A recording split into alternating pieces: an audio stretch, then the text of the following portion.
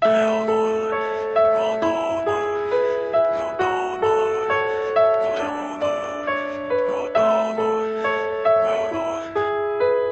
kapuso, sa Bumlia.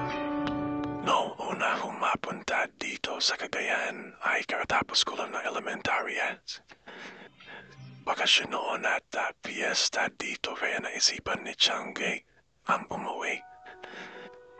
Ganun po kasi si Changgay. Eskwanteng news. Pag sumulpat sa isipan niya, action agad. Hindi siya mahilig magplano. Lagi siyang biglaan. First time kong ma-meet noon sina Lola Maring, Lolo Elong at Uncle Flor. Iba ang mga ugali nila. Pero alam kong mababait silang tao. Si Uncle Flor, may kakaibang ugali. Kahit bata pa ako noon ay random kong may masamang ugali sa Uncle Flor. Hindi siya palang ngiti at mahilig siyang magmarunong sa kanyang mga salita. Natatandaan ko pa ang sinabi niya sa akin noon dahil hindi talaga nabura yun sa isipan ko. Ang sabi niya, sa itsura mo, hindi nakapagtatakang wasak ang pamilya mo. Then yan naman inchik, puro trabaho, puro pera. Hindi importante ang pamilya. Kaya hindi napagtatakang wala kang ama. Dahil siguro ang tatay mo, Diyos niyang pera. Ganito ang unang sample sa akin ng Uncle Flor noon. Nakatanga lang ako sa kanya noon kasi hindi ko naman talaga alam kung anong sasabihin ko sa kanya. Bata pa kasi ako noon at unang pagkakataon ko siyang makita. Hindi ko pa alam ang ugali niya. Ang dungtong pa niya noon na mas lalong hindi ko nakalimutan ay ganito. Ikaw, parang nakikita ko na rin ang magiging buhay mo pagtanda mo. Sa itsura mo palang yayaman ka. Pero kung hindi galit ang asawa mo sa'yo, hiwalay ka sa kanya. At ang mga anak mo gutom din sa pagmamahal ng isang ama. Ang mga katagang ito ay hindi nabura sa isipan ko pati ang mukha ng Uncle Flor. Kamukhang-kamukha niya kasi si Changgay. Magkapatid sila at bunso si Changgay.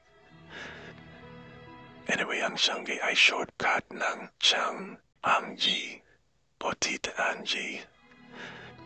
Changgay ang nakasanayan kong tawag kay Tiang Anggay. Kasi ganito lang tawag ko sa kanya mula nung maliit pa at bulol pa ako. Tomboy si Changgay. Pero ang totoong pangalan niya ay ayaw niyang marinig. Babaeng-babae kasi. Ang kanyang totoong pangalan na Angelina. Oo, Angelina ang totoong pangalan ni Changgay. Kahit po sino makakita sa akin, hindi magdududon ako ay isang Chinese. Singkit, mabuti, makinis. Pero hindi po ako marunong magsalita ng Chinese at wala akong interest na matuto. Inchik daw ang tatay ko, anak ng dating amo ni Mama noon. Malandi po kasi si Mama kung sino-sino ang inaasawa. Sa kanya ako lumaki, siguro hanggang grade 4 si Mama ang kasama ko. Tapos bigla siyang umalis. Nag-abroad naman daw sa Japan. Noon niya ako iniwan kay Changgay. Sa Maynila kami nakapira noon. Si Changgay ay security guide noon. Nang iwan ako ni Mama. Pero dati sa isang malaking bahay sa Calamba, Laguna kami nakataring ni Mama. Katulong siya sa malaking bahay ng mabait na pamilya. Ang mga apo ng amo niya ay para mga kapatid ko. Sa Colegio de San Juan Beltran, Calamba na ako nag-aral ng elementary ako kasi doon din nag-aaral ang mga apo ni Mama, ng amo ni Mama. Libre ang pag-aaral ko at hapid sundo pa kami ng mag-aaral sa sakyan. Walang mapagsasabing anak ako ng isang katulong noon dahil na sa magandang eskwela ako nag-aaral. at magadaro din lahat ng gamit ko. Kaso mabiglang nagbago ang buhay ko nung maglandi si Mama at sumama sa isang hapon. Nagpunta sila sa Japan at yun at iniwan ako ni Mama kay Tiangge na noon ay isang sekyu sa Quezon City. Iniwan ko ang magarang bahay kung saan ako isinilan at tumira. At sumama na ako kay Tiangge sa squatter sa may Commonwealth, Quezon City. Sobrang paninibago ko noong una pero nasanay din ako paglaon. Pero habang sinasanay ko ang sarili ko sa buhay squatter, ay hindi ko maiwasang magalit kay Mama. Actually hanggang ngayon may galit pa ako sa kanya. Sa Commonwealth na ako nagtapos ng elementarya at bago ako nakapag-enroll sa high school ay umuwi kami dito noon ni Tiangge. Pista noon pero hindi ko naman na-enjoy dahil una, hindi pa ako nakakaintindi ng Ilocano noon. Pangalawa, nawiwirduhan ako sa mga tao dito noon lalo na ang mga magulang at mga kamag-anak ni Tiangge. Ramdam ko noon na galit din silang lahat sa aking ina. Pero okay lang yun sa akin. Kasi nga ako rin galit kay Mama. Maraming kaibigan si Tiangge, mahirap man o mayaman. Ibang klase siyang kumonekta sa tao. Isang kaibigan niyang inchik na tumulong sa amin para makapag-enroll ako ng high school sa Chinese school sa Quezon City. Pero hanggang second year high school lang ako doon. Hindi ko kasi kaya makibagay sa mga klase kong mayayaman kaya't lagi kong kinukulot noon sa Tiangge na inipatanan niya ako sa ibang eskwelahan. Sa public na lang. Tapos bigla naman siya nagdesisyon na lilipat daw kami sa Nueva Ecija. May naghalap daw sa kanya ng magandang trabaho doon bilang supervisor na mga babaeng gwardya sa Cabanatuan City. Ang maganda sa bahay pa kami ng amo niya tumira.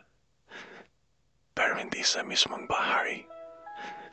May maliit na bahay sa likod ng malaking bahay at iyon ang tinirahan namin ni Tiangge. 14 years old na ako noon at tina-enroll ako ni Tiangge sa NEHS o Nueva Ecija High School or NES. Isang malaking public high school yun at doon ko na rin nakilala ang kauna-unahang babaeng nagpatibok ng aking puso.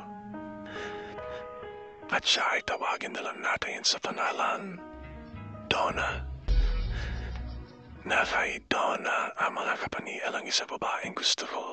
Simple, tahimik at higit sa lahat, hindi malandi. Hate ko ang babaeng malandi, makiri, malantod. Dahil ang ina ko. Si Donna may nakatagong ganda pero dahil sa pasimplihan niya, ay hindi mo halos makikita ang ganda niya dahil natatakpan ng kasimplihan ng kanyang pananamit. Sinadya kong magpapansin kay Donna. Kinaibigan ko siya sa tulong ng kaklase din namin na kabarkada ko. Classmate daw kasi niya si Donna kahit ang elementary pa lang sila kaya't close sila. Hindi naman ako nahirapang kaibiganin si Donna at lalo po na siyang naging mabait sa akin. Buwan ng October noong magkaroon ako ng lakas ng loob na magtapat kay Donna. Nasa ilalim kami ng puno noon sa Freedom Park na kaharap lang ng school namin. Ang sabi ko sa kanya, Donna, anong gagawin mo kapag may nanligaw sa'yo? Tanong ko. Tumingin siya sa mukha ko bago sumagot ng, sino mo manliligaw sa akin? Di naman ako maganda. Maganda ka, Donna, para sa akin. Bakong blind client. Hindi kita binubola. Sa totoo lang, noon pala kita gustong ligawan kaso nahiya ako. Noon ay yumuko siya at ayaw niya nang tumingin sa akin. Donna, mahal kita. Gusto ko sana na ikaw maging first girlfriend ko. Client, hindi ko alam wala pa sa isip kong magka-boyfriend. Siguro mas maganda kung maging magkaibigan lang muna tayo. Bakit Donna, ayaw mo ba ako? Pangit ba ako para sa'yo? Hindi ganun, Client. Gwapo ka. Sa totoo lang alakan niya ako sa iyo eh.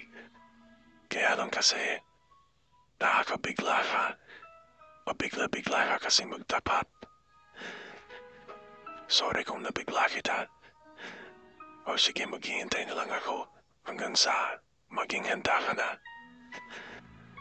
Mabuti mga siguro, Client. At sana nga makapaghintay ka. Oo, maghihintay ako, Donna.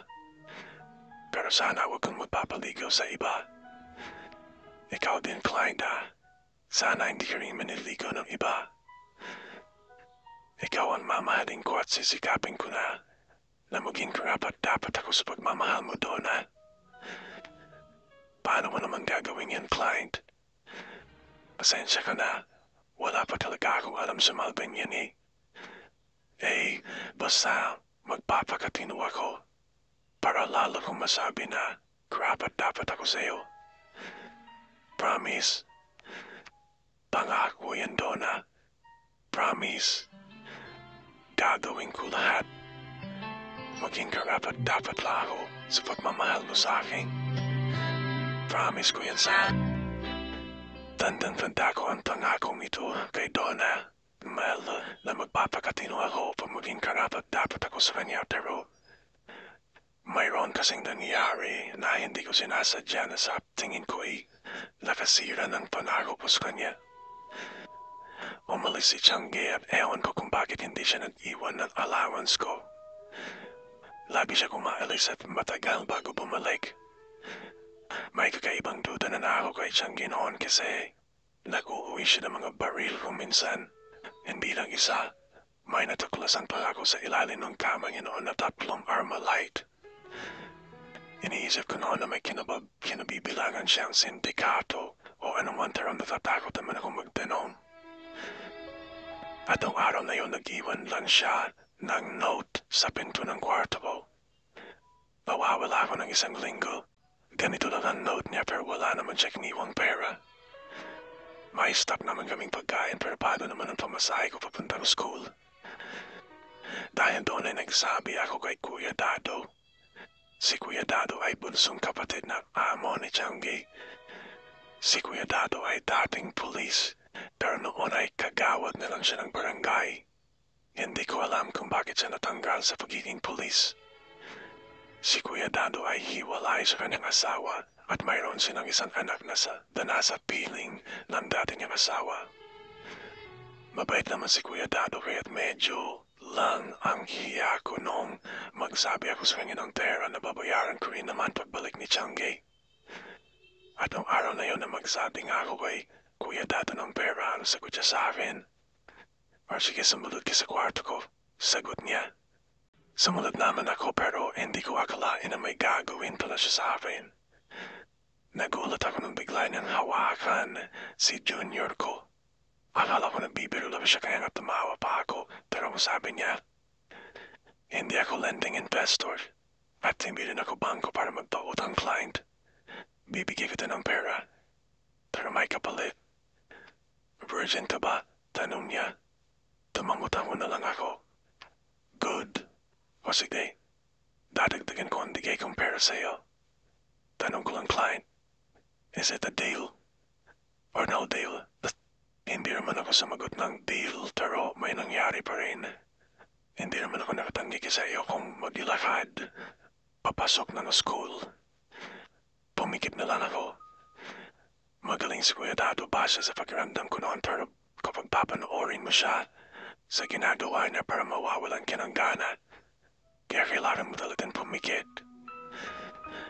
Binigyan niya ako ng 500 noon pero talagang hindi ko akalaing ganun si Kuya Dado. Respetado siyang tao. At hindi mo makikita sa kanya na siya ay isa palang silahis. Siya ang laban ng isip ko nung nakasakay na ako ng tricycle papuntang school. Noon ako bahagyang nakaramdam ng pandidiri sa sarili ko At nang maharking ako sa school at nakita ko na ang babaeng iniibig ko. Si Donna. Pakiramdam ko hindi na ako dapat para sa kanya. Matamis na nitis ni Donna sa akin ng pero siya ay kinindatan ko nilang kasi parang nakaramdam na ako ng panliliit at hiya sa sarili ko. Kinahaponan nung uwian na, niyaya pa ako ni Donna na bumisita sa simbahan. Sumama naman ako at doon ay nagdasal siya ng matagal. Ako naman ay nakaupo lang at nag-iisip.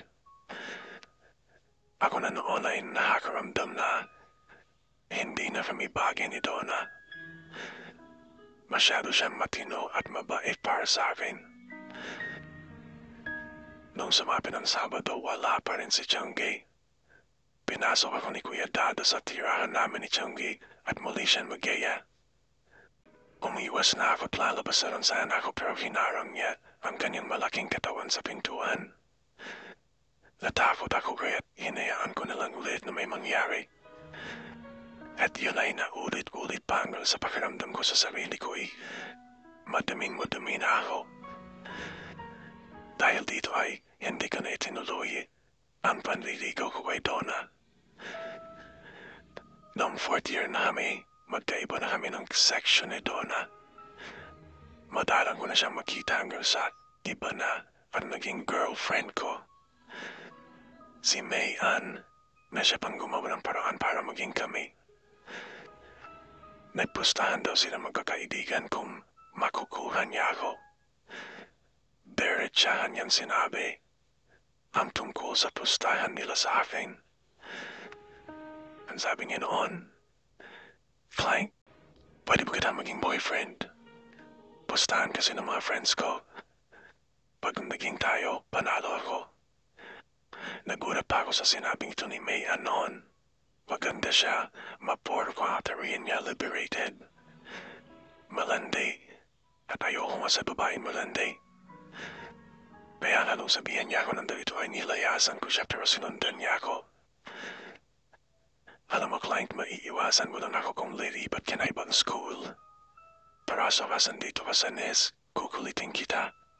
Para matigil mo ako, pwede mo akong ipasalvage. Pero makukulong ka naman. At sa kulungan, dadahasain ko ng mga preso. Kapag maging tayo, libre ang sex partner mo ay may pera ka pa dahil 1,000 ang pustahan namin ng mga friends ko. Tig-500 tayo. Ano, Clank? Pakipot ka ba? Nagbago ang pagkatao ko nung maging kami na ni May Ann. Dati, simple lang ang pananaw at gusto ko sa buhay. Pero noon makilala ko siya, marami nagbago sa akin. Naging practical ako. Palaban sa buhay at nagkaroon ako ng mataas na pangarap. Materyosa kasi si May Ann. Actually, may kaya si Dad. Pero lagi siya nagpapasama sa shopping mall para bumili ng kung ano-anong hindi naman importante. Ilang beses din niya akong ibinili ng t-shirt, pati brief ibinili niya ako. Branded na brief na puti ang binili niya dahil na-turn off daw siya nung una kaming magtalik sa bahay mismo nila. Nakita kasi niyang kulay green ang brief ko noon. Gusto daw niya puti. Magaling si May Ann sa laro. Marami na ako siyang experience. Lahat daw kasi ng nagiging boyfriend niya ay may nangyayari sa kanila. Ang tanong ko sa kanya noon, bakit kailang ibigay mo ang sarili mo sa lahat ng lalaking makakarelasyon mo? Nakangiti pa siya sa akin nung sumagot siya ng ganito. 16 years old na ako, client. Maiksi lang ang buhay ng tao. Bakit mo sasayangin ang mga sandaling makakaranas ka ng sarap sa buhay? Isipin mo, client, kapag 50 years old na ako, hindi ko na ma-enjoy ang sex. Kaya habang bata, dapat enjoy every moment. Pero alam mo, DJ, kung ano kahit ganun si May Ann, nagtagal kami.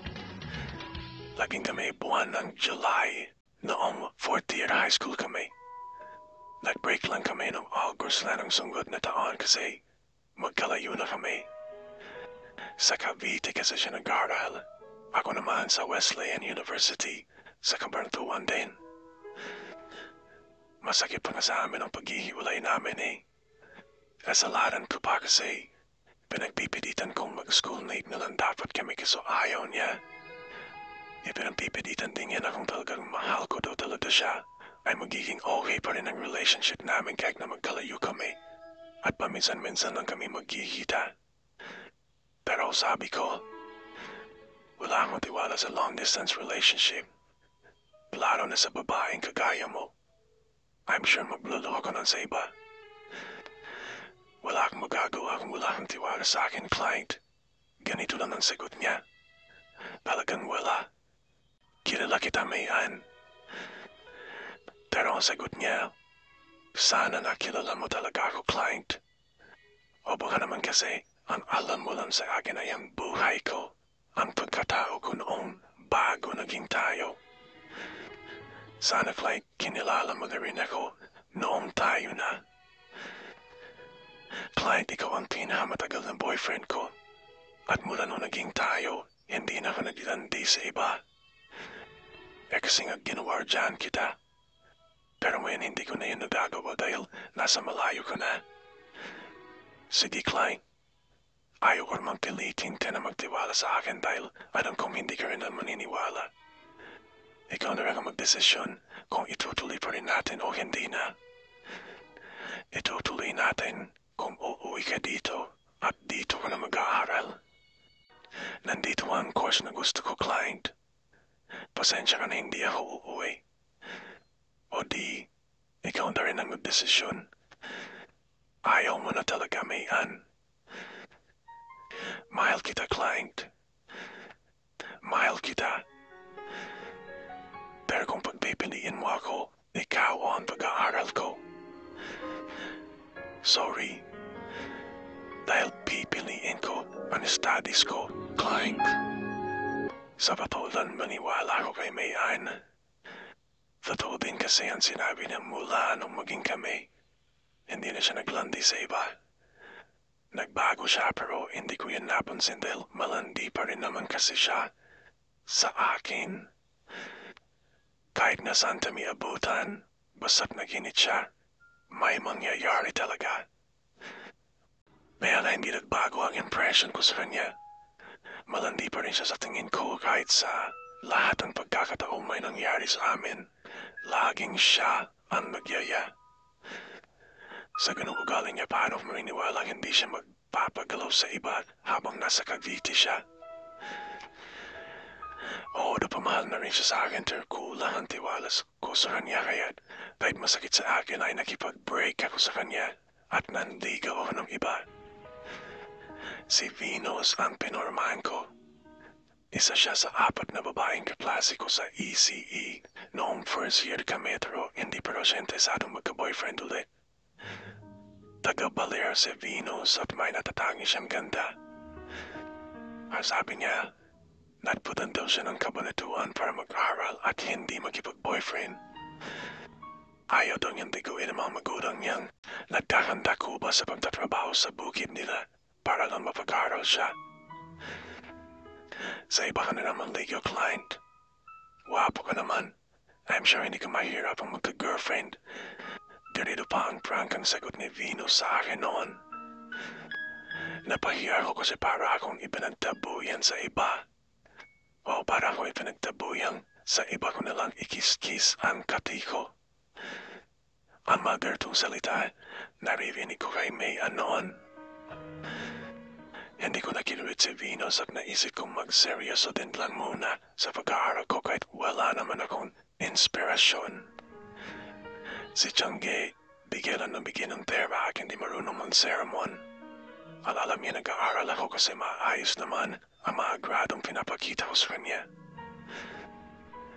Second year college ako nung muling magpaalam si Tiangge na mawawala ulit siya ng 2 linggo. Pero inaabot ng 1 buwan. 1 buwan siyang hindi umuwi. Mabuti na lamang at nandyan lagi noon si Kuya Dado na sobra nang nahuhumaling sa akin noon. Pakiramdam na niya may relasyon na kami kasi Tinatawag niya akong baby. Hinahayaan ko lang. Babae naman kasi siya at hindi ako nakakaranas ng kagipitan sa pera dahil sa kanya. Kaya lang matapos ang isang buwang pagkawala ni Tiangge, bigla siyang dumating at may benda sa kanyang braso. Simple lang ang pagkakasagot niya sa tanong ko kung anong nangyari sa kanya. Nabaril daw siya. Noon ko siya tinanong kung ano ba talagang trabaho niya. Hindi niya ako sinagot. Ayon sa tanong ko, ang narinig ko lang sa kanya ay, babalik tayo sa Maynila sa October, sa same break niyo. Doon na ulit tayo titira. Ganun nga nangyari, Kapuso. Bumalik na kami ng Maynila. Sa Commonwealth ulit kami tumira pero ibang bahay na ang nirentahan ni Tiangge. Unang gabi pa lang namin sa maliit at tanggit na bahay na yun ay nagdulaho ulit si Tiangge at mag-iwan lang ng 1,000 piso sa akin. Hinintay ko nga siya magbigay ng dagdag na pera para sa pang-pa-enroll ko pero hindi siya nagbigay. Tuloy ay hindi ako napag-enroll. 1 linggo na siyang wala nang may taong dumating. Isang babaeng nagpakilala naman sa pangalang Eva. Inutusan ako ni Kaangge dito. Sabi niya, napansin kong Kaangge ang tawag niya kay Tiangge. Mag-impake ka, client. Kunin mo pati ba credentials mo? Sasama ka sa akin. Utos sa akin noon ni Ate Eva. Dahil nautos siya ni Tiangge ay tumalima ako kahit nung sabihin sa akin ni Ate Eva na sa Baguio kami pupunta. Siya din ang kasama ko nag-enroll sa University of the Cordilleras. May kakilala ka daw kasi siya doon kaya't may isingit pa ako kahit na medyo late na ako noon sa enrollment. Natawa ako kasi noon ko lang napatunayan na talaga na maganda pala talaga ang Baguio. Nag-rent kami ni Ate Eva ng isang apartment na medyo malayo sa syudad. Isang sakay lang naman sa jeep pero kulang 1 oras ang biyahe. Hindi naman nagtatrabaho si Ate Eva pero nagtataka ako kung bakit hindi siya nauubusan ng pera. Hanggang sa may isang araw na sumama ang pakiramdam ko sa school. Nagdesisyon akong umuwi na lang at nagulat ako nang madapnan ko may 7 lalaki sa apartment.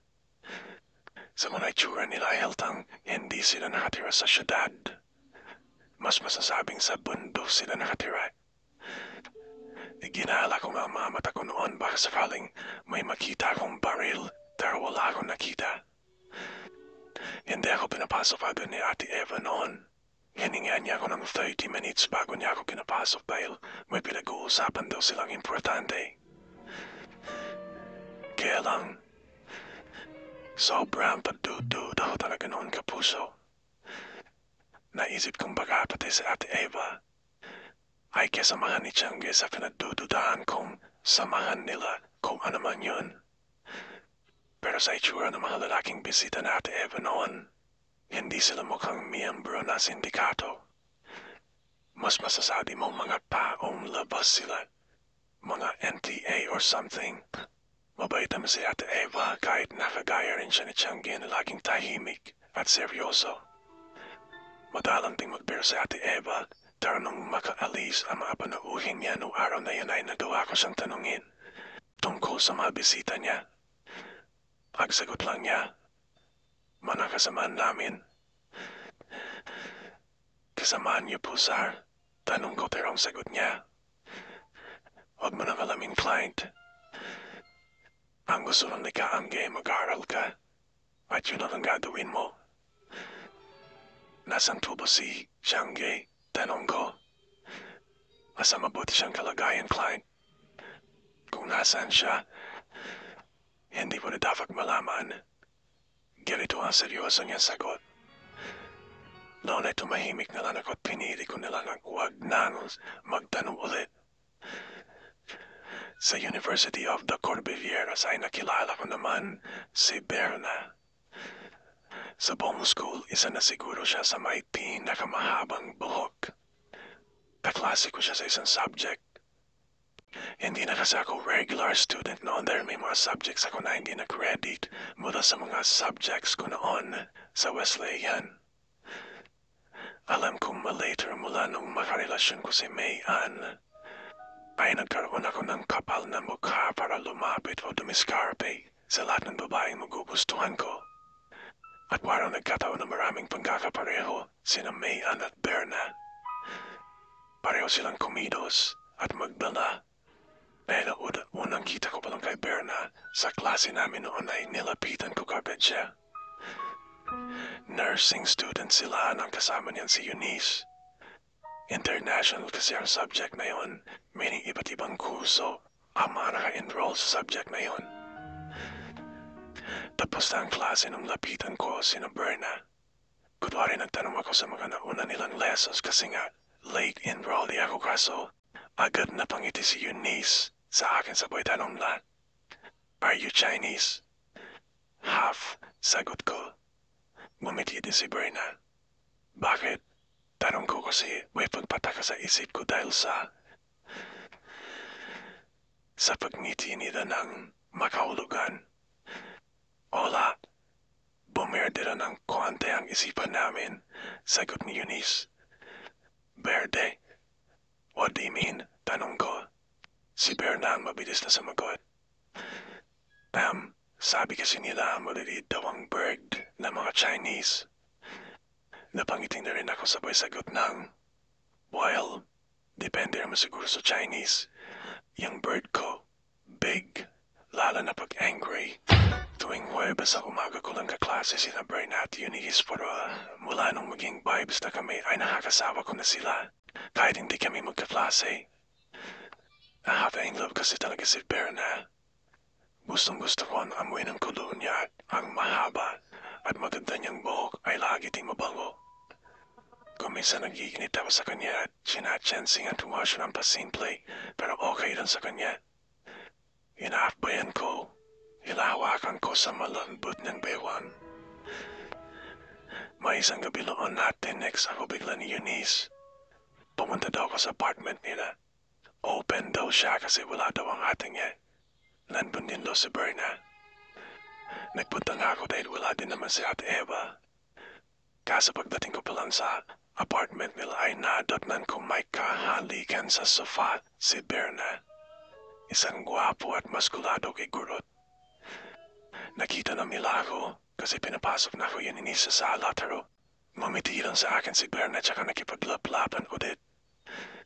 Come here, hila sa akin Eunice papuntang kwarto. Agad naglaro sa isipan ko noon na gusto ako ni Eunice pero hindi ko siya gusto. Chubby kasi siya at iba ng pagkaputi niya, parang anemic. Pero kung siya ang magtatrabaho, okay na rin, sabi ko sa isipan ko noon. Ganito ang takbo ng isip ko noon pero nung nasa loob lang kami ng kwarto, ay nakangiti si Eunice sabay tanong ng, sinong gusto mo? Si Berna o ako? Bakit ba? Wala lang. Ano sagot mo? Si Berna, sagot ko. Nakangiti pa rin siya nung sumagot siya ng, okay, wait lang. Palisin ko lang si Balmir ha, sabi niya tsaka lumabas. Ilang sandali pa ay bumukas ulit ang pinto at si Berna ang nakangiting pumasok sa may tanong ng, ready ka na? Oo ba? Okay, higa. Utos niya. Noon niya kapuso ay humiga na ako.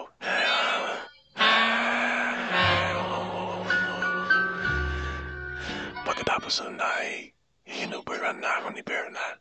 Una jacket tapos t-shirt, then lahat ng pangibaba. Tama pala sinabi mong hindi lahat ng Chinese ay cute. Sabi niya nakangiti. Bumangon ako at niyakap ko siya. Tsaka ko tinangkang halikan ng mga labi niya pero itinulak niya ako. Relax ka lang, sabi niya tsaka niya ako pinahiga ulit.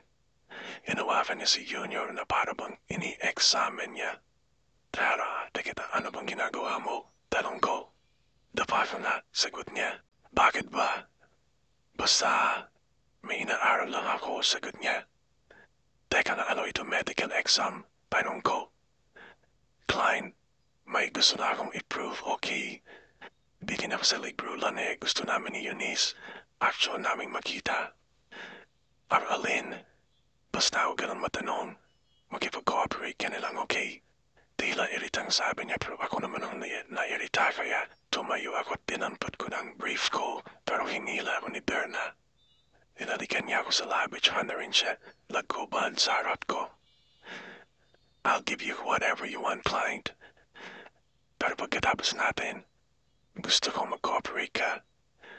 Now, do we have a deal?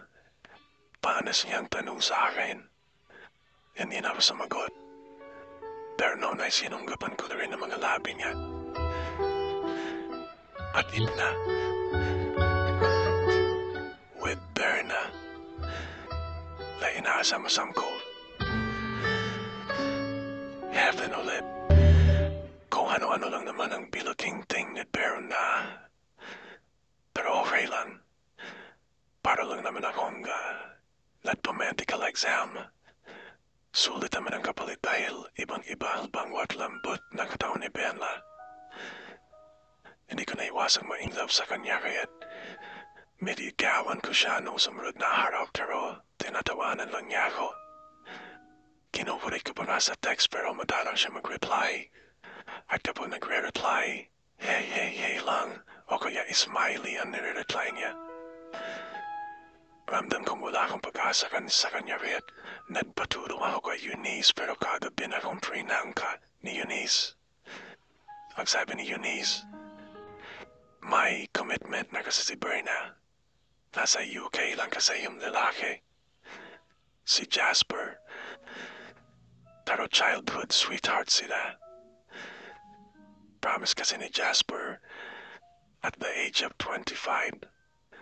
Uuwi siya dito sa Pilipinas at magpapakasal sila. But sure ba yun? Tanong ko. That I don't know. Wala na silang communication eh. E di malabo yun. Sagot ko pero ang sagot ni Eunice. Malinaw yun para kay Berna.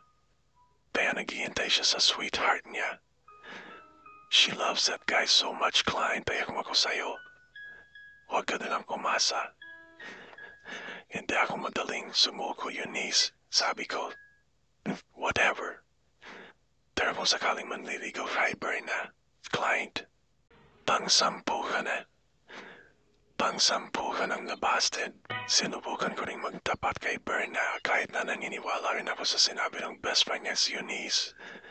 Natuwa ako noon sa sagot ni Berna. Ang tanong ko kasi sa kanya, ibang-iba ka, Berna. Gusto ko sana maging tayo. Pwede po itang ligawan. Tinitiban niya ako bago siya nagsalita. Bakit, client? Mahal mo na ba ako? Oo. Actually, nung una pa lang tayo magkita, may naramdaman na kagad akong crave sa'yo. Bumuntong hiniya siya bago sumagot ng 5 years, client. So 5 years. Kaya mo bang maghintay ng 5 years? Bakit 5 years? Tanong ko kahit may idea na ako kung bakit.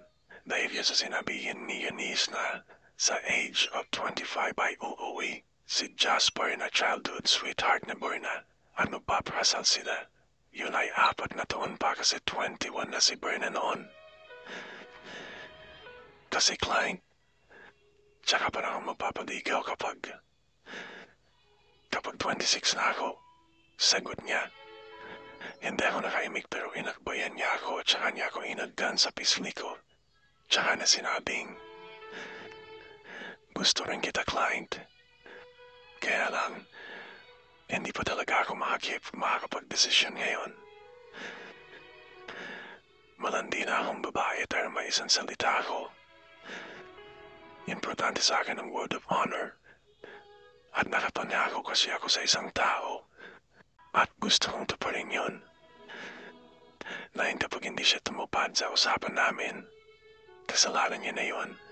At ako, makapag-desisyon na akong magmahal ng iba. Okay, sabi ko na lang, Klein, ayaw ko lang muna ng commitment. Kung gusto mo hintayin yung 5 years, then wait for it. Pero habang naghihintay ka, pwede kang makipagrelasyon sa iba. Malaya ka. Then after 5 years, puntahan mo ako. Kung hindi tumapad sa usapan si Jasper, yung taong pinanukuan ko, then I will be yours, Klein. I will be yours. 3 semester lang ang itinagal ko sa Baguio dahil bigla na namang kaming bumalik ng Maynila. Sa Quiapo naman kami tumira ni Ate Eva. Nagtataka ako kasi sa tuwing aalis kami at lilipat, dati lang may nakahanda na bahay na pitiran namin na parabang may ibang taong gumagalaw para sa amin. Inisip ko noon na baka sina Tiangge at Ate Eva ay may matataas na posisyon sa kung anumang kilos ang kinabibilangan nila. Sa Quiapo matino-tino ang tinirhan naming bahay. Maliit lang pero maganda. Sa break nang dumating kami ng Quiapo karong sabihin ko kay Ate Eva na mag-enroll ako kahit sa MLQU lang. Sinabi niya huwag muna akong mag-aral. Wala daw budget. Ininalo ko na lang siya pero tinangka ko maghanap ng trabaho para sa ganun ay makapag-enroll pa rin ako kasi nabigo naman ako. Hanggang sa biglang dumating si Tiangge. Halos hindi ko siya nakilala dahil napakaitim niya at humaba pa ang buhok niya. Ang unang tanong sa isipan ko ay saan siya galing. Pero hindi ko isinatinig yun. Magtrabaho ka muna, Klein. Narinig kong sabi ni Tiangge. Nadarap na po ako eh. Wala naman ako nakita. Sagot ko. Bukas, sumama ka sa akin. Sabi niya bago pumasok sa silid ni Ate Eva. Si Ate Eva naman ang nawala. Si Ate Eva naman ang nawawala noon pero hindi na lang ako nagtanong din kay Tiangge dahil alam kong hindi rin lang niya ako sasagutin. Kinabukasan nga kapuso ay dinala ko ni Tiangge sa isang malaking karinderya. Well, sa lawak at dami ng mesa nito ay masasabi mo sanang restaurant pero hindi kasi siya sosyal. Wala yung pinatawag niya ng ambience. Electric fan lang ang pahangin at ang mga niluluto nila. Puro pagkaing masa. Laoya, papaitan, adobo, dinuguan, menudo, fakbip, mga ganung uri at mura lang ang presyo ng pagkain. Dito ko magtatrabaho. Narinig kong sabi ni Tiangge. Hanggang sa may isang tomboy ang lumapit sa amin at nakipag-shake hands. Kay Tiangge, siya naman si Ate Nida. Bago umalis si Tiangge, naihabilin niya na ako kay Ate Nida. At nung araw na yon ay nagsimula na ako magtrabaho doon sa restaurant. All around ang trabaho. At doon ko na rin nakilala si Neneng. Simple pero may kakaibang ganda. Sa aking paningin, yun, pasado alas 6 ng gabi nung unang araw ko sa restaurant pandumating si Neneng at may dalang mga libro. Morena si Neneng pero unang sayad dala na mamata ko sa kanya ay parang na-magic kagad ako. Mahaba ang buhok niya pero nakatali lang. Hindi maputi ang kanyang mukha pero madinis at may maliliit na dimples pa siya na lumalabas kapag siya ay naningiti. Eto si Klein, pamangkin ni Angge. Narinig kong sabi natin ni sabay tapik sa pawisan kong badikat. Noong ipakilala niya ako sa bagong dating na si Neneng. Yan naman si Neneng, scholar namin yan, sabi niya. Sumaludo sa akin si Neneng sabay ngiti. Noon ay tinawag ako sa dining area dahil marami daw ibibigpit na plato. Tara sumunod si Neneng na may dalang tray. Insi kang tatay mo, marinig ko tanong niya pero nahanite.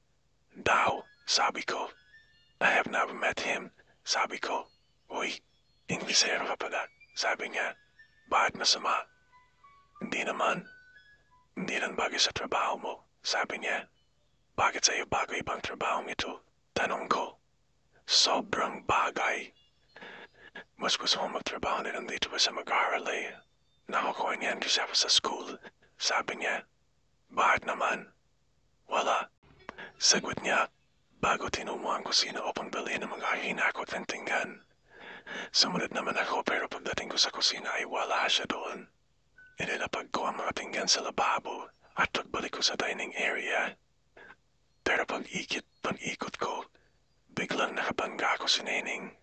Muntikan tumama ang baba ko sa noo niya. Sinadya ko, sabi niya nakangiti. Ngumiti rin ako sabay tungo sa dining area. Pero may naisip akong gantay sa panduloko niya sa akin, sa pagbangga niya sa akin na sinadya daw niya. Sa pagbalik ko ng kusina, nakita ko siya naghuhugas ng tinggan. Dahan-dahan akong dumapit sa kanya tsaka ako hinagdan siya sa kanyang pisngi.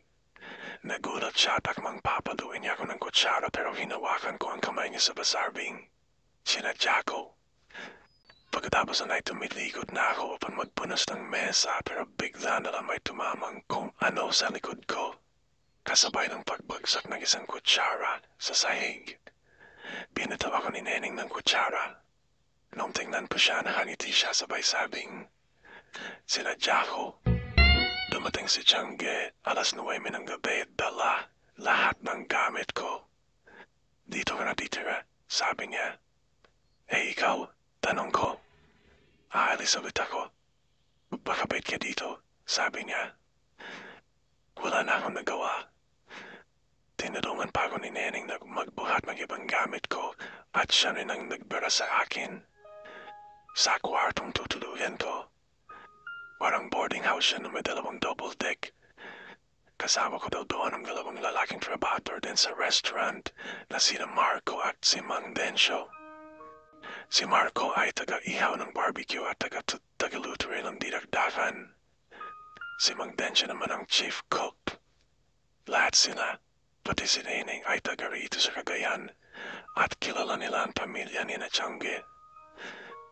Noong gabi matutulog na kami na ikwento sa akin ni Mang Dencio na niligawan daw niya noon ang mama ko. At ang sabi niya, suntok sa buwan ang pagligaw sa mama mo noon. Napakalandarsing noon. Hindi ka po sinagot, tanong ko. Tumawa siya sabay sabing, sinubukan ko lang naman baka kakoswertehin ako. Kaso malas sabi niya.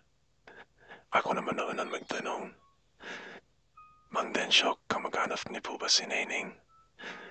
Pamangkin siya ng misis ko. Bakit kursunada mo ba? Gusto ko nga pa sanang ligawan Sagot ko pero ang sabi niya, nako baka magalit sa'yo si Nida. Narinig kong ito ay umiba ang kutob ko. Bakit to? Hawak po ba siya ni Ate Nida? Ay hindi. Yung kinakasama ni Dida ay kapatid ni Neneng. At si Nida ang nagpapaaral kay Neneng. Istrikto yan si Nida kaya mag-ingat ka. Baka matanggal ka dito o baka mapahinto ng pag-aaral yan si Neneng. Ganun po ba? Oo, biron yun. Kaya kung may iba ka namang gagawin sa buhay mo, Clyde, mas mabuting doon mo nalang doon ang atensyon mo. Kesa makasira ka ng buhay ng ibang tao. Umuugong lagi sa isipan ko ang mga sinabi ni Mang Dencio noon pero habang nagtatagal, na nakakasama ko si Neneng ay hindi ko maiwasang lalo pang mapalalim ang pagtingin ko sa kanya. Gustong gusto ko siyang tinapanood habang nagtatrabaho siya. Natural ang hinhin niya at hindi nakakasawang pagmasdan ng kanyang mukha. Napapansin ko pang madalang siyang kumain ng karne. Minsan sinabayan ko siyang kumain ng tanghalian at ang ulam niya ay laging gulay. Madalas ay nilagang talbos ng kamote o spinach, talbos ng sayote na tinimplahan ng bagong at kalamansi. Magana siyang kumain kapag gano'n ang ulam niya. Minsan na rin ako nakatingin ng ganun noong kasama ko pa si mama nang maliit pa ako. Hindi ko lang matandaan kung nagustuhan ko ang lasa pero nang makisalo ako kay Neneng at nanghingi ako ng ulam niya. Nagustuhan ko rin at mula noon ay lagi na akong sumabay sa kanya sa pagkain. Pagkain Ilocano to, gustong gusto mo ay incheck ka. Sabi niya minsang agawan ko siya ng ulam. Inurana naman ng mama ko eh. Sagot ko lang. Salag na kangkong na ulam namin noon na may bagong at kamatis. E di pwede ka palang tumira sa probinsya, sabi po niya. Siyempre, lalo na kapag kasama kita, sabi ko. Napasulyap siya sa akin. Gusto kitang ligawan nining kaso, sabi nila bawal daw. Pero nagsabi, sila. Kumain mo ako, ligawan mo ako, sagot niya. Paghihintuin ka raw eh, pag nagbaligaw ka. Eh di paghintuin nila ako. Napipilitan lang naman ako mag-aaral eh. Tinadamot lang ako. Gusto ko na mag-ipon tapos uuwi na ako sa probinsya. Anong gagawin sa probinsya? Pag nakaipon ako, magtataya ako ng karinderya sa bayan. Ganun ang gusto ko. Masaya na ako sa gunon. Kaso hindi naman ako nakakaipon kasi nag-aaral na ako. Ano bang course mo? HRM. Eh bakit gusto mo pong umuwi? Kapag nakatapos ka, magtatrabaho ko sa mga 5-star hotel o sa mga fine dining restaurant. Ayoko na nandun unik. Karinderya lang okay sa akin. Basta sa probinsya. Pang-weird mo naman. Sabi ko pero hindi na siya sumagot. Tumayo siya at kumuha ng isang pitchel ng tubig. Matapos siya uminom ay inilipag niya sa tabi ko ang pitchel pero may ibinulong siya. Ang bulong niya. Anong nagustuhan mo sa ating flight? Tanong niya. Napatingin ako sa kanya bago ako sumagot. May nakita ka na bang puso na nagsasalita, Neneng? Try mong sagutin ang puso ko. Baka sagutin niya ang tanong mo, sabi ko.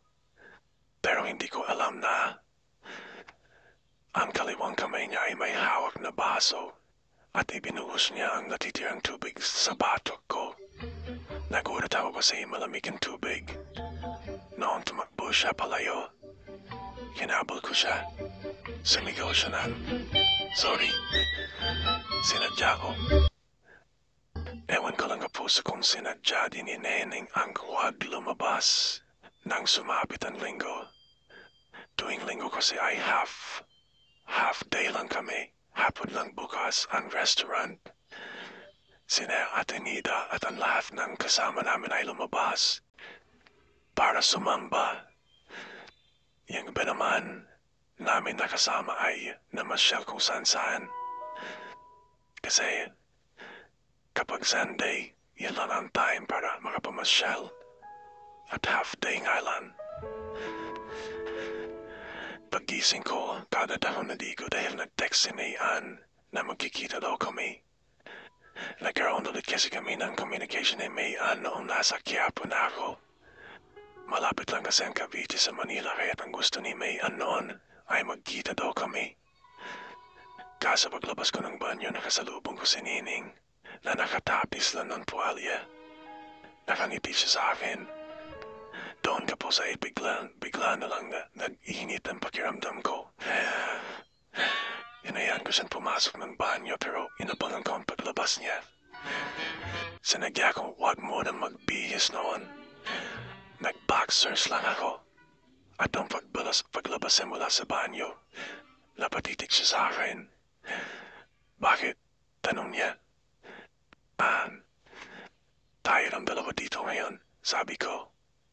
So, Neng, sige naman now. Anong sige naman na? Ko naman nagmamahang ka pa eh. Okay. Magse-sex tayo, ganon. Tanong niya. Tumangot-tango ako bilang sagutero, sabi niya. Gago ka pala eh. Virgin ako ano. At makikipag-sex na ako sa lalaking kasabay kong pipirma sa tinatawag na marriage contract. Kung gagawin mo yon, welcome to my heaven. Sabi niya tsaka mabilis na umalis papasok ng silig nila. Sinundan ko siya kapuso pero nakalakang pinto. Kinatok-katok ko at bukas niya ay bigla na lang akong hinalikan sa mga labi ko. Matagal at maalag na hadik yun. Pagkatapos na nagsalita siya habang tulala ako sa ginawa niyang pagkalikbing sa atin. Sinasagot lang kita, Klein, kahit hindi ka pa naniligaw. Okay tayo na. At next move mo, ikaw nang bahala, okay? Basta, tayo na. Wala yan text ni Mayan na no araw na yan pero may iba talaga akong plano. Nung makapagbihis ako, ikinatok ko ulit si Nining. At ang sabi ko, pasyal tayo. Wala nga akong sagot, Klein. Ikaw na lang. Magre-review kasi ako. Neng, kasasagot mo lang sa akin. Dapat may special date naman tayo. Huwag nang beron, Klein. Gastos lang yun eh. Itabo mo na lang yung pera mo, baka dumami pa. So that kapag handa ka na magpasal sa akin, may magagamit tayo. Para sa kasal. Hindi. Wala akong plano gumastos para sa kasal. Ang gusto ko lang gastusan, yung pagsisimula ng buhay mag-asawa. Hanap buhay, business, ganun. Sige. Hindi na lang tayo gagastos pero labas pa rin tayo. Mag-ready din ako, di ba? E di mamayang gabi ka na lang mag-review. Bukas ang restaurant kapag gabi, di ba? At marami ng tao mamaya dito. Di na ako makapag-concentrate. Halika. Sabi niya sabay higa sa akin. Bigla ulit ako hinadikan sa mga labi ko. Ayan, alis na. Ingat ka, sabi niya. Noon na iniwan ko nga siya at nakipagkita na lang ako kay Mayan. Nag-check-in kami ni Mayan sa isang hotel. Mainit pa rin siya noon at ayon sa kanya, ay wala daw siyang boyfriend. Hindi pa rin daw ako nawawala sa isip at puso niya. Kaso, habang nagtatalik kami noon ni Mayan, ay si Neneng ang nasa isipan ko. Noon ko na pinaniniwalaan ang sarili ko kapuso na in love na ako kay Neneng. Mahal na mahal ko na siya. At ayoko na siyang mawala pa sa buhay ko. Noong sumapit ang Lunes kapuso, inutusan ako ni Ate Nida na pick upin ang mga inorbe niyang mga baso at tinggan sa isang tindahan na mga produktong galing ng China. Babaeng inchik ang nasa cashier. Inchik siya na mataba at dalaga. Noong magbabayad ako ay nagsalita siya Chinese. Kaya napanala ako dahil hindi ko nga siya naintindihan. Hindi ka marunong mag-Chinese. Tanong niya, umining-iring ako. Pero Chinese ka diba? Tatay ko lang. Anong pangalan mo? Client. Ako si Lai. Kunin ko ang number mo. Sabi niya pero hindi ko talaga siya gusto kaya nagsinungaling ako. Wala akong CPA. Wait, sabi niya, sabay bukas ng drawer niya at isang China phone ang inilabas niya. Diluksan lang ngayon at kinanggal ang SIM card. Pagkatapos ay inilabas siya ang charger. Nagsulat siya sa isang maliit na papel. CP number.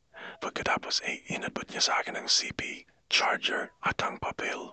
Tsaka sinabing, text mo ako. Bakit? Isasama kita sa China kung gusto mo. Bakit mo ko sasama? Pag-usapan na lang natin yan tonight, okay? Basta text mo ako. Sabi niyang halatang gusto na niya akong umalis kaya dahil may mga nakapila ng magbabayad. Tinanggap ko ang CP at ang number niya at naging palaisipan sa akin yung sinabi niyang isasama niya ako sa China. Bumili nga ako ng isang SIM card at nung sarado ng restaurant bada alas 10 ng gabi. Tinext ko si Lai. Agad siyang tumawag at pinag-usapan namin kung paano ako makakasama sa kanya sa China. Noong una nagduda ako pero nang magtagal ay pinuntahan ko siya at ibinigay ko sa kanya ang mga hinihingi niyang papeles gaya ng birth certificate, IDs at kung ano-ano pa. Kakailanganin daw niya yun para sa pagpapaayos niya ng mga papeles ko para makakuha ko ng passport at visa. Hindi naman daw kami magtatagal. Aangkat lang daw siya ng mga paninda niya and at the same time, magpapakita lang daw siya sa mga friends niya at sa ex-boyfriend niya. Ang gagawin ko lang daw ay umarting na parang boyfriend niya ako. Okay, sabi ko at nakaramdam ako ng excitement. Pero ang bagay na ito ay hindi ko ipinagsabi kahit kanino, kahit kay Neneng na girlfriend ko na noon. secret girlfriend dahil hindi naman, hindi, para hindi malaman na makasama namin sa restaurant na kami na. After 3 weeks, tinawagan ako ni Lai Kapuso. Tuloy na raw kami sa China. Noon ako, nagpaalam kay Ate Nita. Ayaw niya akong payagan, pero nagpumilit ako. Pati si Neneng nagalit sa akin. Kaso kasubuan na talaga kay Lai kaya kahit nagalit sila sa akin, umalis pa rin ako. At sumama nga ako kay Lai papuntang China. Sa China ay sa isang hotel ako pinatuloy ni Lai. Siya naman ay umuwi sa bahay nila. 3 araw kong mag-isa namamasyal at noon pang 4 na araw ay sinundo ako ni Lai. May pupuntahan daw kaming party pero San Barilan kami.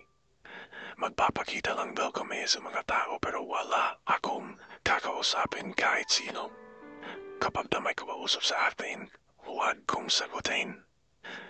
Basta pagdating namin ng party, dapat nakahawak daw siya sa braso ko at mag-pretend daw akong girlfriend ko siya at dapat sweet na sweet kami. Sumakay kami noon sa LRT. Then, may sumundo sa amin na isang itim at magarang kotse papuntang party na ginanap sa isang garden na isang hotel. Ready? Sabi niya nang kapasok namin sa hotel sabay hawak sa braso ko. Smile tayo. Happy tayo. We love each other so much. Narinig kong sabi niya. Umikot lang kami at siya ay kakaway-kaway lang sa mga nakakakita sa kanya. Pero nung mapansin niyang may lalapit sa kanya ay hinila niya ako palayo. Hatang gusto niyang iwasan ng babaeng yun. Lahat ng makasalubong namin, tangitian niya habang nakakapit siya sa akin. Nung nasa pasilyo na kami ay bigla siyang huminto. Umarap sa akin bilis, hawakan mo ang mukha ko, parang naglalambing ka, utos niya. Sinunod ko naman siya. Ay sobra siyang napaka-cute sa akin. Okay na, sabi niya sabay likon sa babae at lalaki na pumasok sa lobby. Yan na, etin na kita sa hotel mo. May isang araw itong mamamasyal din sa Sabado. Uwi na tayo sa Pilipinas. Sabi niya pero bigla na lang may sumigaw na lalaki sa pinto. Isang binatang inchik na naka-Amerikana pero galit na galit. Danger, Clank, danger. Marunong ka bang kung fu? Tanong niya. Hindi. Kaya wag ba na tayo, sabi ko. Wag, harapin mo siya. Ipagtanggol mo ako. Ibibigay ko sa lahat ng gusto mo, Clank. Pag nagawa mo yon, ipagtanggol mo ako, Iki. Mamaya nandyan na ang binatang inchik. Maingay at galit. Sila yung kausap niya pero kinuturo-turo ako. Mamaya pa ay namataan kong susuntukin niya ako. Pero inunahan ko siya. Isang malakas na suntok sa panga niya ang itinira ko. Bagsak naman kagad. Pero kagad ko ring naramdaman ang sakit sa kamay at kamao ko. Kasi nasobrahan ko ang puwersa. Pero noon ay hinila na ako ni Lai. Mabilis kaming tumakbo magkahawak kamay sa kalsada at pinara niya ang unang taksing dumaan. Sa loob ng taxi, tuwang-tuwa si Lai. Ang lakas ng tawa niya sabay sabing, "Very good job, client. Very good." Masaya ang adventure ko sa China. Pero pagbalik ko ng Quiapo, sobra ang lungkot na nadama ko. Dahil hindi ko na nadaknan si Neneng sa restaurant. Galit din sa akin sa Ate Linda. Ano sabi niya? Kung hindi ka lang pamangkin ni Changi, hindi na kita tatanggapin dito. Ano po bang kasalanan ko? Ginudo mo ang buhay ni Neneng eh. Ho ka dyan. Ikaw umayos ka, klienta. Dahil kung hindi mawawalan ako ng pasensya sa'yo. Litong-lito ako sa pasalubong niyang galit sa akin noon nung gumabi na. Naliwanagan din ako dahil kinausap ako ni Mang Densyo. Ang sabi niya may dumating daw na babae. Mayan daw ang pangalan at hinahanap ako. Si Mayan. Nobya mo daw eh. At si Neneng pa ang nakausap niya. Bigla naman nagbago ang timpla ni Neneng. Galit at nagdadabog. E di pinagalitan siya ni Nida. At malaban ni Nida ang totoo na kayo na pala ni Neneng at may relasyon na kayo. Lalong nagalit si Nida at pinalaya si Neneng. Kaya wala na si Neneng dito, di ba? Saan po kayo siya nang punta? Tanong ko sabay bukas ng cellphone ko. Tsaka ko denial ang number niya pero hindi na siya ma-reach. Kahapat parami siya tinatawagan. Hindi siya makontak. At ikaw talaga ang sinisisi ni Nida sa pag-alis ni Neneng. Bakit ako? Ako bang nagpalaya sa kanya? As a satellite, di nga ba't parang sabihan na kita noon? Kung natatandaan mo pang sinabi ko sa'yo noon, na kung may gagawin ka namang iba para sa buhay mo, doon ka na lang mag-concentrate at huwag kay Neneng dahil masisira ang buhay niya. Mondencio, mahal ko si Neneng. At kung may gusto mo na akong gawing sa buhay ko, yun ay ang mahalin si Neneng. Kaya hindi kita pinakinggan noon. Ilang araw na araw kong minimiss ko si Neneng pero hindi ko na makontak ang cellphone niya. Kahit madaling araw na gising pa ako dahil naghihintay ako ng text mula sa kanya. Inaantok na ako, inaalimpungatan ako kapag may nagte-text. Umaasa ako mo siya na. Hanggang sa biglang may nag-text ng 2:00 ng madaling araw. Kumusta? San ka na yun? Ganon ang message at bagong number. Sino ka? Tanong ko kahit may kutabak ko na si Neneng yun. Halos bigil ang hininga ko na mag-reply siya. Si Berna ito. New number ko. I want to see you, client. Tell me where can I find you? Sabi niya. Bakit, Berna? Wala pa namang 5 years, ha? Mahigit 1 year pa na mula nung mag-usap tayo, di ba? Hindi ko nahihintayin ng 5 years, client. Nalaman ko, may asawa na pala si Jasper sa UK. Obviously, hindi siya tumupad sa usapan. Handa na ako magmahal ng iba. At gusto ko, ikaw yan, client. Totoo ba yan, Berna? Tanong ko.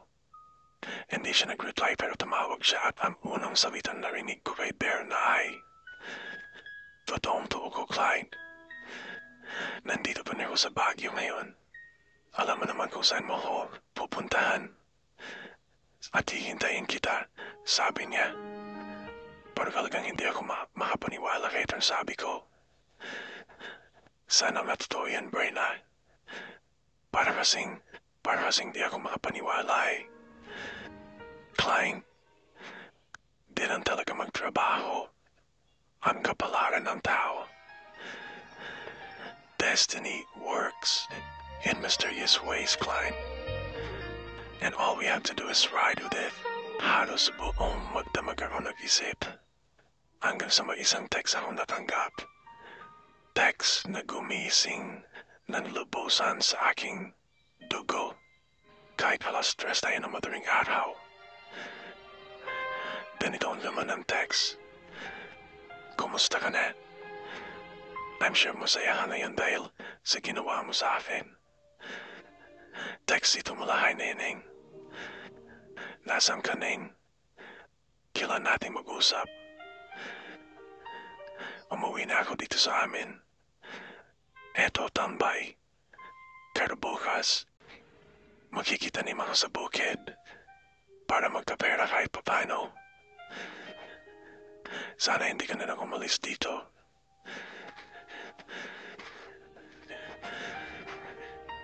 Hindi naman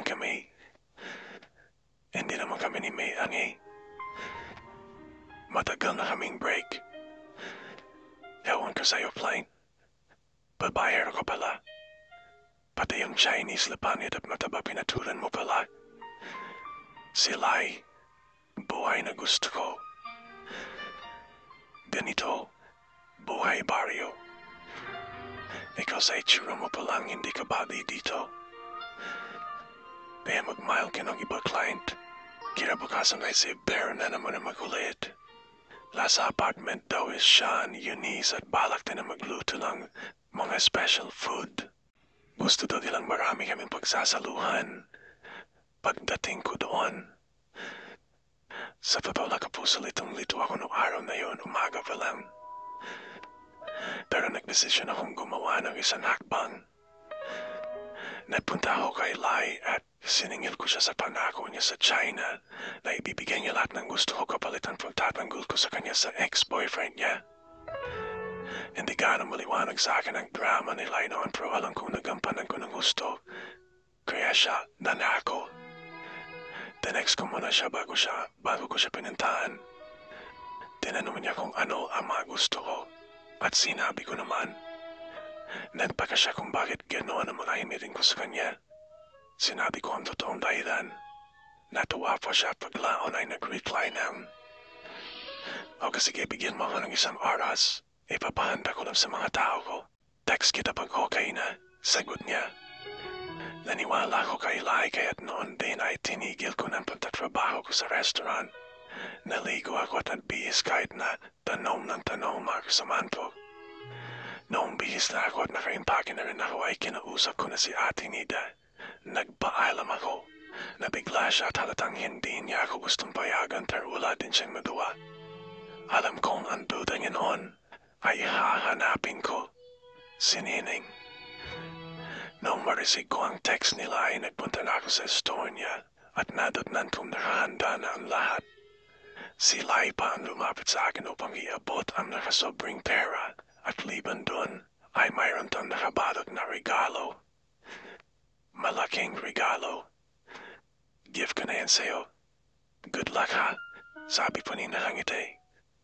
Landing oras na yun ay sumakay ako sa delivery truck na pagmamayari ng shop ni Lai. May dalawa siyang tauhan na sumama sa akin. Sina Paul at Binong. Mga Pinoy sila. Si Paul ang driver at napakamasayahin niyang tao. Nagpapasalamat sila sa akin dahil makakalabas daw sila ng Maynila. Parang magbabakasyon daw sila. Kaso, talagang napakahaba ang biyahe. Mahigit 13 hours bago kami nakarating. Hindi kasi namin sigurado ang daan. Nagtatanong-tanong lang kami at sa tudong din, siyempre, ng tawag ni Mang Densyo na siyang nakatulong ng malaki upang matuntun namin. If you edify yourself sa kinaroroonan ni Nene, wala si Neneng nang dumating kami. Lumusong daw sa bukid at nakitanim. Nanay at tatay niya nadatnan namin sa bilang maliit na bahay. Pero mga magulang ni Neneng ay talagang mababait. Tumawa pa na ang tatay niya nung magpakilala ako. Ako po mapapakasawa ni Neneng, sabi ko. Tumawa pa ang matanda. Isang batang lalaki ang inutusan nilang sa mundo kay Neneng sa bukid, habang ang nanay ni Neneng ay nag-abala pang maganda ng merienda para sa aming tatlo. Kulang isang oras ang dumaan, dumating si Neneng. Nakapambukid talaga pero naiiyak nang makita ko. Bakit nandito ka? Tanong niya. Kunwari na halatang ayaw lumapit sa akin. At kapag lalapit ako sa kanya, lumalayo siya. Bakit ka ba lumalayo? Wala, amoy putik ako. Nagtanim nga ako, diba? Nakatawang sagot niya. Halika din, sabi ko. Sabay yaya sa kanya sa delivery truck ni Lai. Tingnan mo tomato, sabi ko sabay bukas ng tinglo ng truck. Bakit yan? Tanong niya. Pero halatang namamangha ang mga mata niya sa nakita niya. Sabi ko sa kanya, kompleto yan, Ning. 5 dosenang tinggan, mangkok, maraming baso, kutsara, tinidor, kawali, kaserola, kalderong malalaki, 2 kalan, 2 LPG, at marami pang iba na magagamit natin sa pagpapatayo natin ng sarili nating restaurant. May pera pa tayo. Bigay ni Lai. Lahat bigay niya. Napatingin sa akin si Neneng nang marinig niya ang pangalan ni Lai. Nagbago ang expression niya pero hinawakan ko siya at inilapit ko siya kina Paul at Binong. Ayan, sa kanila ka magtanong kung may relasyon ako sa boss nila. Sabi ko, nakangitin ako ng dalawa. At saka Nining, alam na nila na nagpunta ako dito para pakasalan ka. Nandun niya yung regalo niya nakabalot na. Pakasalan mo ako, tanong niya. Of course, sagot ko. Noon ay nakita ko ang biglang pagbalong ng mga luha sa mata niya. Noon ko na siya niyakap at pagkatapos ay kinausap ko ng mga magulang niya para sa kasal na gusto naming maganap sa lalong madaling panahon. At gaya ng dati, mabait at madaling kausap ang tatay ni Nining. Walang kaproblema. Approve kagad, simpleng kasalan ng aming giranap. Kasal baryo, masayawan sa gabi at seremonya sa kapilya sa umaga. Then tanghali kainan sa bahay ni Nining.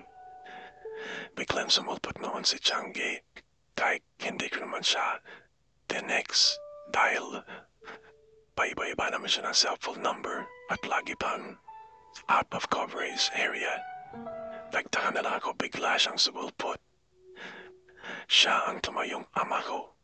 Bagay na ikinutuwa ng marami dahil nakabarong talaga si Changi. Masaya naman kapuso at alam kong hindi ako nagkamali sa pagpili ko kay Nining.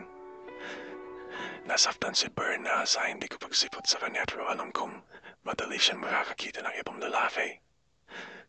Pinili ko si Nining upang patunayan sa sarili ko na kahit mukha akong inchik ay Pinoy na Pinoy ako, Ilocano at conservative.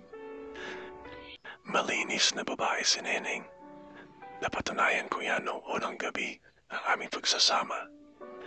Simple ang buhay na gusto niya na siya ko rin gusto. Pagkain ng talbos ng kamoting may halong bagong at kalamansi. Ang laging nagpapalaway sa akin at ito'y tanda ng pagiging natural kong Ilocano. 2 linggo matapos ang aming kasal ay nagkanat kami ang pwesto dito sa bayan.